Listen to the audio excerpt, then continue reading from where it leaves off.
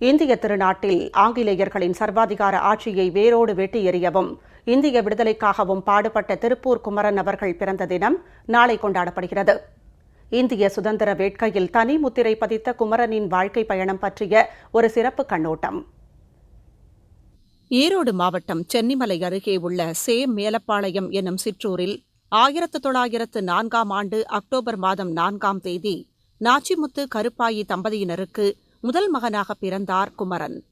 அன்று வறுமையின் பிடியில் சிக்கி தவித்தது குமரனின் குடும்பம்.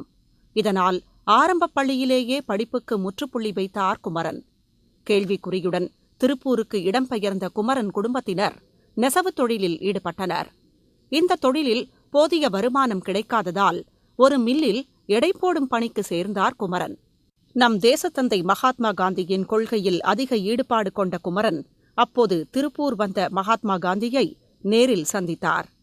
இந்திய விடுதலைக்காக அறப்போராட்டத்தில் ஈடுபட்ட குமரன் தேசபந்து இளைஞர் மன்றத்தில் உறுப்பினராக இணைந்தார். ஆங்கிலேயர்களின் கொடுங்கோலாட்சியை அகற்றவும் இந்திய விடுதலைக்காகவும் நடைபெற்ற அறப்போராட்டத்தில் தீவிரமாக ஈடுபட்ட குமரன் கையில் இந்திய திருநாட்டின் தேசிய கொடியை ஏந்தியவாறு ஊர்வலமாகச் சென்றபோது ஆங்கிலேயர்கள் அவரை கடுமையாக தாக்கினர். நினைவு இழந்த போதிலும் தேசிய கொடியை பிடித்தவாறே மண்ணில் சரிந்தார் தேசபக்தர் குமரன். மண்ணை விட்டு மறைந்தாலும் திருப்பூர் குமரனின் தேசப்பற்றும் தன்னம்பிக்கையும் விடாமுயற்சியும் இந்திய விடுதலையில் தனி முத்திரை பதித்தது.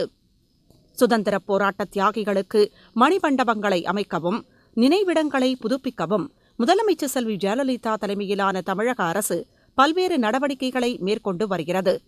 திருப்பூர் குமரனின் பிறந்த தினம் அரசு விழாவாக கொண்டாடப்படும் என அறிவித்த முதலமைச்சர் செல்வி ஜெயலலிதாவுக்கு திருப்பூர் குமரனின் குடும்பத்தார் தங்கள் நெஞ்சார்ந்த நன்றியை தெரிவித்துக் கொண்டனர்.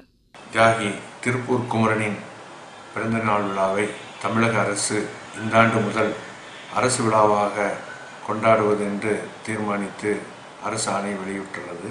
அதற்கு தமிழக அரசுக்கும் தமிழக முதல்வர் அம்மா அவர்களுக்கும் திருப்பூர் மக்கள் சார்பிலும் எங்களுடைய தென்னிந்திய செங்குந்த மகாஜன சங்கத்தின் சார்பிலும் பாராட்டுதலையும் வாழ்த்துக்களையும் தெரிவித்துக் கொள்கின்றோம்.